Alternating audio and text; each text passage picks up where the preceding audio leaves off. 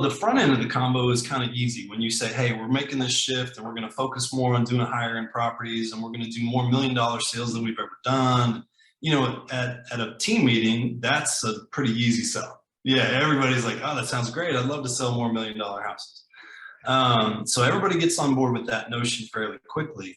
The real challenge is probably step 3 to the whole thing, which is when someone comes to you and says, hey, Mike, I've got this deal and I haven't had a paycheck in a while, and you know, yes, it's only $240 and I got to drive an hour to get to the property and it's going to take some extra marketing on our part.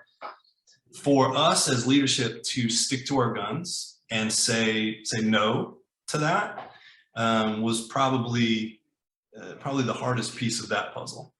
Right? Because it's one thing to know the math and then get everybody on board to say, okay, yeah, we're going to do this and it's going to be a great step for our company. But then when push comes to shove and someone's sitting across from you and saying, man, I really would like to do this deal, and I have to say no, and then try to shift them to the mindset of, okay, I'm going to tell you no on this one only because I think we have some other stuff coming down the pipe that is going to be a little more worth your time.